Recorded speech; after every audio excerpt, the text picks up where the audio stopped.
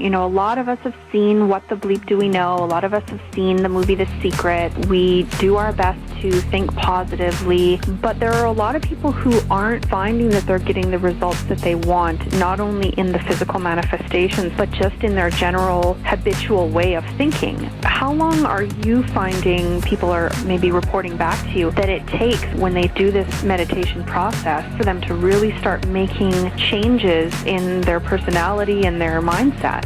Well, you know, it's equal to the amount of knowledge that they learn, and we've seen pretty dramatic results with people, and, you know, we've had people's tumors fall off their legs, and people that have had serious spinal injuries starting to move limbs again. We've had people with serious health problems get better. We've had people's lives change. I think what most people don't understand is that when they start thinking about the law of attraction, or they start thinking about creating their life or their reality, they just have a thought that's somewhat backwards. And so they think that when they accumulate those things, like when they accumulate their wealth or their success, or when they get their new house or the new car or whatever their dream is, that that's the time that they should be happy, when it finally comes. And what most people don't understand is that they spend the majority of their time living by certain emotions that become part of their personality. Now here's an example. When you have an emotional reaction to somebody or something, that emotional reaction has a chemical refractory period. And if we don't know how to control that emotional reaction after it runs for a little bit of time, the chemical reaction that's created produces a mood. So you say to a person, "What's wrong with you?" And they say, "Oh, I'm in a mood." Well, why are you in a mood? Well, this thing happened to me 2 or 3 days ago. And if we keep those chemicals going for weeks to months, that's called a temperament. And if we keep those emotions then running for years on end, that's called a personality trait. So our personality traits are made up primarily by the emotions that we memorize. If emotions are the end product of experience, and we can remember experiences better because we can remember how they feel. You remember how you felt during 9/11. You can tell me exactly where you were and who you were with. You remember the birth of your children, or your wedding, or going on a vacation. You can remember that because the experience changed your internal chemical state. And because you can notice the change in your internal chemical state, you pay attention to what does it. So a person then memorizes an emotional state that becomes part of their personality. And that emotion becomes so stable within their being, they become so familiar with it, that now they say, "I am unhappy, I am unworthy, I am insecure." And if emotions are the end product of past experiences, and the person's living by the same emotion every day, they're literally thinking in the past.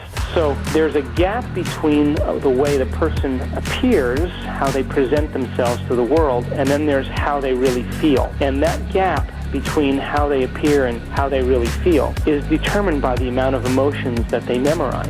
So now they can think positively all they want. They could have the biggest dream board, but if it doesn't have an emotional quotient in which they begin to feel the joy and the passion of that event, and they're still living the rest of their day in fear or anxiety or unworthiness or insecurity, their mind is connected to the past, and so they'll always keep creating more of the past. So the personal change that has to take place is the person has to begin to realize what emotion, remember, emotion is energy in motion, what emotion am I embracing every day? Because if emotion is energy in motion, and the person experiences the same emotion every single day, they're freezing energy in their life to be exactly the same. There is no available energy to create with. So then they have to begin to unmemorize that emotion and begin to transmute that fear or that insecurity or that guilt into another emotion. And that process of unmemorizing that emotion literally liberates the energy out of their body, and it becomes free energy now to create with. And so as they begin to remove the masks of those emotions that they've memorized that become part of their personality, as energy begins to liberate, how they appear and who they are becomes more merged, and they develop this state of transparency. The final result of that is they start to overcome their anger and their fear and their guilt and their pain and their sadness. They start to get happy.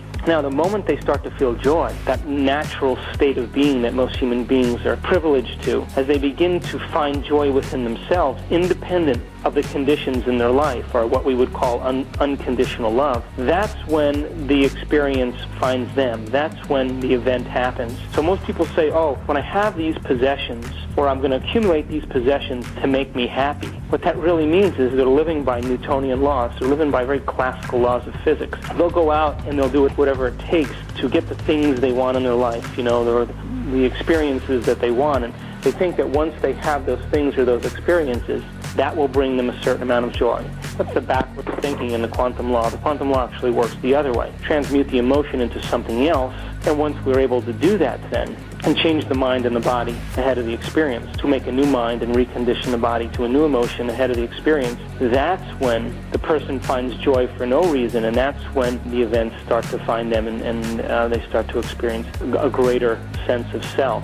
So if I were to say it really simply, your personal reality is created from your personality. The present reality that you're experiencing is created from your present personality. To change your personal reality, then, you would have to change something about your personality. And your personality, then, is made up of how you think, how you act, and how you feel. Now, most people don't want to do that. They'd rather turn on the TV or get on their cell phones and complain, or get on the internet and distract them from those emotions that are the core of their memorized self. I think that one of the things that happens when people begin to realize that there's got to be an energy exchange that takes place. In other words, if you want something to happen in your life, there's some emotion that you memorize. That emotion is energy, and it's a footprint of the past. So once you begin to unmemorize that emotion and you liberate it, that emotion now is free energy. And that's when you start to look into the future instead of looking to the past.